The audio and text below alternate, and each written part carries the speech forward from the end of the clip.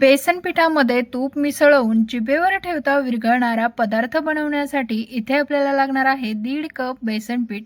हलक्या हाताने भरून घ्यायचं आहे. खूप पीठ आपल्याला इथे अजिबातच दाबून घ्यायचं नाही.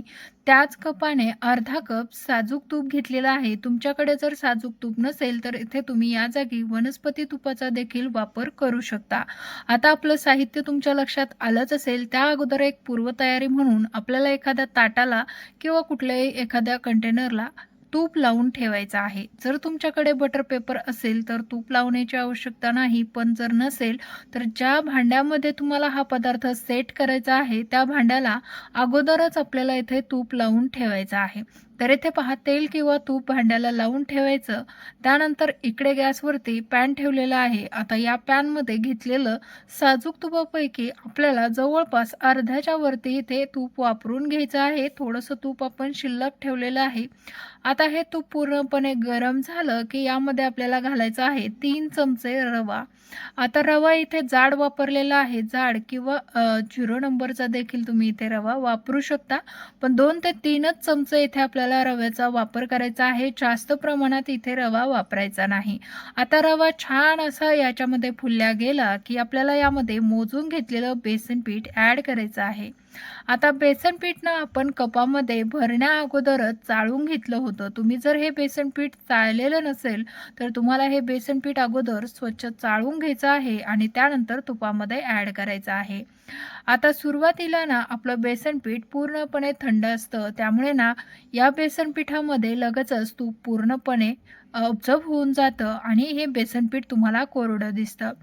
तसं आपण ठेवलेलं शिल्लक तूप देखील इथे वापरून घेणारच आहोत. शिवाय तुम्हाला इथे खूप ड्राय वाटत असेल, पण हे हळू जसं गरम व्हायला लागेल ना बेसन पीठ, तसं यामधलं तूप जे आहे ते रिलीज व्हायला सुरुवात होते. कारण कुठल्याही गरम पदार्थामधून तूप जे आहे ते पटकन रिलीज होतं.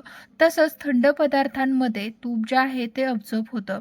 त्यामुळेच राहिलेलं तूप देखील इथे टाकून घेतलेलं आहे आणि त्यामध्ये झालेल्या तूप व बेसन पिठाच्या ज्या गाठी आहेत त्या आपल्याला अशा पद्धतीने मोडून घ्यायच्या आहे.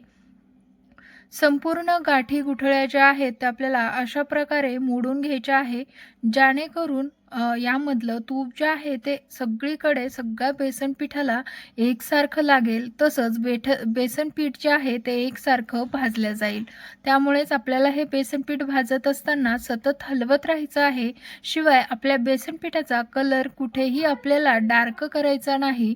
बेसन पिठाला आहे असाच कलर राहील अशा पद्धतीने हे बेसन पीठ भाजून घ्यायचं आहे.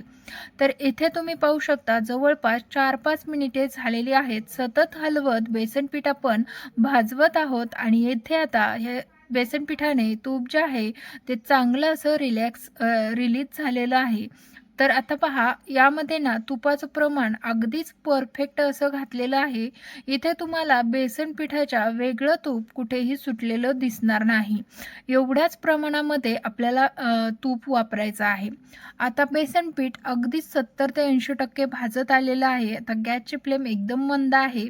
तर इकडे पहा, ज्या कपने आपण 1.5 कप इतकं बेसन पीठ घेतलं त्याच कपने 1.5 कप इतकी साखर घ्यायची आहे. अर्धा कप यामध्ये पाणी घालायचं आणि आता आपल्याला ही साखर पूर्णपणे विरघळवून या साखरेच्या पाकाला एक उकळी आणून घ्यायची आहे. साखर विरघळली की कोणती टिप्स करायची हे मी तुम्हाला सांगणार आहे. त्यामुळे इथे ना कुठेही व्हिडिओ स्किप करू नका. जर तुमची ती टिप्स मिक्स झाली तर तुमचा हा पदार्थ फसू शकतो. तर इकडे पाहू शकता दोन्हीकडे आपले पीठ भाजण्याची प्रोसेस आहे ती कुठे आपल्याला थांबवायची नाही. पीठ देखील मंद गॅसवरती भाजत राहायचं आहे. सतत हलवत आपण पीठ भाजत असल्यामुळे तुम्हाला इथे बेसन पिठाचा अजिबातच कलर कुठेही चेंज झालेला दिसणार नाही. तर आपल्याला बेसन पिठाचा कुठेही कलर चेंज होऊ द्यायचा नाही. तसंच बेसन पीठ एकसारखं आणि छान असं भाजलं जाईल याचीही काळजी घ्यायची आहे. बेसन पीठ व्यवस्थितच भाजून घ्यायचं आहे, तेव्हाच तुमचा हा पदार्थ चवीला सुद्धा तितकाच परफेक्ट बनणार आहे आणि दिसायलाही सुरेख होणार आहे. त्यामुळेच बेसन पीठ भाजत असताना घाई करायची नाही. खूप हाय हीटवरती आपल्याला हे बेसन भाजायचं नाही. तर इकडे पाहू शकता बेसन पीठ तर भाजून झालंय, पण इकडे आपली साखर देखील विरघळलेली आहे. आता या साखरेच्या पाकाला ना आपल्याला फक्त एक उकळी येऊ द्यायची आहे. चांगली खळखळून उकळी आली की इथे कुठेही आपल्याला पाक तयार करायचा नाही. पाक तयार करायचा आहे, पण सध्या तरी आपल्याला अर्धा पाक जो आहे तो पाक न तयार करताच आपल्याला त्या मिश्रणामध्ये ॲड करायचा आहे. तर इथे पहा पूर्णपणे साखर विरघळलेली, पाकाला छान उकळी आलेली आहे. आता इकडे बेसन पीठ छान भाजलंय, पण कलर तुम्हाला सांगितल्याप्रमाणे कुठेही चेंज झालेला नाही. तर पहा इथे आता आपल्याला गॅस बंद करायचा आहे. बेसन पीठ एकदम परफेक्ट असं भाजलं गेलेलं आहे. आता गॅस बंद केला आणि इकडे जे आपण साखर विरघळवून पाणी किंवा पाक तयार केलेला आहे त्यामधला अर्धा पाक घालायचा आहे. जेव्हा तुम्ही पक्का पाक घालता ना तेव्हा असं हे बेसन पीठ फसफसत नाही. जेव्हा तुम्ही हा कच्चा पाक घालता ना तेव्हाच ते छान असं फसफसतं आणि त्यामुळेच या बेसन पिठामध्ये एक हलकापणा येतो. शिवाय आपल्या बेसन पिठाला छान जाळी देखील पडते. त्यामुळेच इथे आपल्याला अर्धा पाक जो आहे तो कच्चा घालायचा आहे. कच्चा म्हणजे फक्त साखर विरघळवून एक उकळी आणून तो पाक यामध्ये ॲड केला. आता संपूर्ण हे व्यवस्थित असं हे बेसन पीठ व पाक आपल्याला मिक्स करून घ्यायचं आहे. तर ज्या प्रकारे आपण शिऱ्याला वगैरे साखर विरघळवून घेतो आणि उकळी आल्यानंतर टाकतो तशा प्रकारे इथे टाकून घेतलेलं आहे. तरीसुद्धा हे बेसन पीठ छान असं दाणेदार तयार झालेलं आहे. संपूर्ण मिक्स करून घेतलं की पाक यामध्ये अब्जॉर्ब झालेला आहे. कुठेही तुम्हाला हे मिश्रण पातळ दिसणार नाही. आता राहिलेला अर्धा पाक जो आहे तो आपल्याला त्याची चाचणी तयार करायची आहे. चाचणी कशा प्रकारे तयार करायची हे देखील मी तुम्हाला सांगणार आहे. त्यामुळे ना व्हिडिओ कुठेही स्किप न करता शेवटपर्यंत बघा, जेणेकरून छोट्या छोट्या सांगितलेल्या टिप्स तुम्हाला पाहायला मिळतील आणि तुमची देखील ही रेसिपी परफेक्ट तुम्हाला बनवता येईल. तर पहा इथे ना चांगलं 2-3 मिनिटे हा पाक राहिलेला शिजवून घेतलेला आहे. बरोबर अर्धा पाक आपण टाकून घेतला, अर्धा शिल्लक ठेवला होता. तर इथे पाहू शकता जेव्हा आपण असं उलथणं धरलं ना तेव्हा त्याचा थेंब शेवटच्या थेंबाला तार चलत होती. तर आपल्याला ना इथे एक तारी पाक बनवायचा आहे. परफेक्ट एक तार बनली पाहिजे अशा प्रकारचा पाक बनवून घ्यायचा. तर इथे पाहू शकता बोटावरती थोडासा पाक घेतलाय, कितीही लांबपर्यंत नेली तरी तार चलत आहे. अशा प्रकारची तार बनवून घ्यायचा. एक तारी पाक आपला तयार झाला की यामध्ये घालायची आहे वेलची पावडर. वेलची पावडर, जायफळ पावडर तुमच्याकडे जे बी असेल ते यामध्ये ॲड करू शकता. आता आपल्याला वेलची पावडर घालून मिक्स करून घ्यायचा आहे आणि आता हा पाक जो आहे तो आपल्याला त्या मिश्रणामध्ये टाकून घ्यायचा आहे. तर इथे ना खाली गॅस बंद आहे. गॅस कुठेही आपल्याला चालू करायचा नाही. हा पाक घातल्यानंतर तुम्ही पाहू शकता बेसन पिठाला कुठेही फसफसलेलं नाही किंवा थोडंसुद्धा त्याला हे भेटलेलं नाही. त्यामुळेच ना पक्का पाक न घालताच अशा 2 पद्धतीने जर तुम्ही ही बेसन बर्फी बनवली ना तर अगदीच परफेक्ट बनते. हलवाईसारखी बेसन बर्फी आपली का बनत नाही?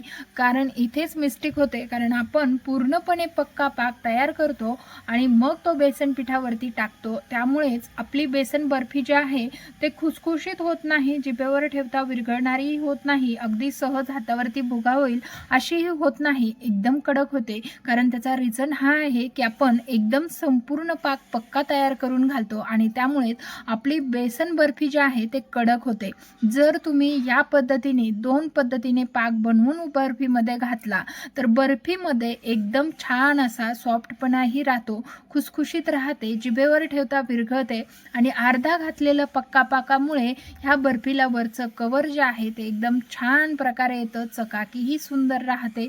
तर आता पाहू शकता मिक्स करून झाल्याच्या नंतर तूप लावलेल्या ताटामध्ये हे बर्फीचं मिश्रण टाकून घेतलं. आता इथे आणखीन एक बर्फी परफेक्ट बनते की नाही हे ओळखण्यासाठी 10 ते 15 मिनिटांमध्ये ही बर्फी जी आहे ना ते पूर्णपणे सेट होते आणि 20 मिनिटानंतर तुम्ही पाहू शकता बर्फी कट करू शकता. इतकी छान सेट होते. एवढ्याच टायमिंगमध्ये आपली बर्फी जी आहे ना ते परफेक्ट अशी सेट झालेली आहे.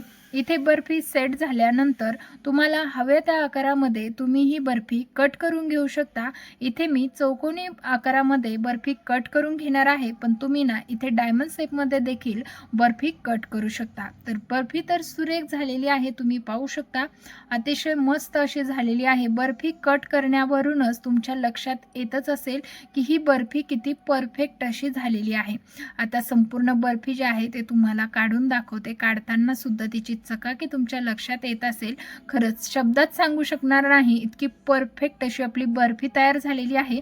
हलवाईपेक्षाही जबरदस्त आणि मस्त जिभेवर ठेवता विरघळणारी, आतून एकदम रसरशीत अशी ही बर्फी तयार झालेली आहे. आतमधलं टेक्स्चर देखील तुम्हाला दिसतच असेल. शेवटपर्यंत संपेपर्यंत ही बर्फी अशीच राहते. त्यामुळे ना तुम्हाला जर कॉन्फिडन्स नसेल तर थोड्या प्रमाणात का होईना पहिल्यांदा तुम्ही ही अशी बर्फी नक्की बनवून पहा. तर इथे बेसन बर्फी वडी तयार झालेली आहे. सुंदर अशी बेसन बर्फी आपली तयार झाली. तर तुम्हाला ही रेसिपी कशी वाटली मला कमेंट करून नक्कीच सांगा. तसंच तुम्ही आपली ही बेसन बर्फीची रेसिपी कुठल्या शहरातून किंवा गावातून बघितलं हे देखील कमेंटद्वारे कळवा, म्हणजेच तुमचे पर्सनली आभार मानता येतील.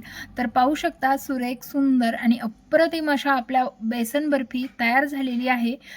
तर एक वडी मी तुम्हाला इथे तोडून दाखवते. अतिशय सुंदर आतमधून रसरशीत अशी आपली ही बेसन बर्फी तयार झालेली आहे. तुम्ही आतमधून देखील पाहू शकता आपली बेसन बर्फी कशी झालेली आहे.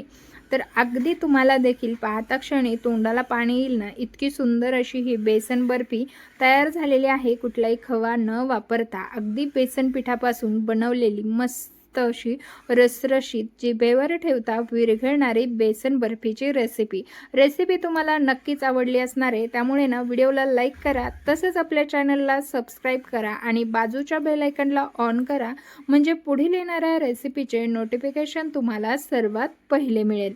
चला तर भेटूया अशाच नवनवीन आणि इंटरेस्टिंग रेसिपीसह. तोपर्यंत बनवा, खा आणि ही रेसिपी तुमची देखील कशी झालती मला या व्हिडिओच्या खाली येऊन कमेंट करून सांगायला मात्र विसरू नका. चला तर भेटूया नवीन एका रेसिपीसह. तोपर्यंत धन्यवाद.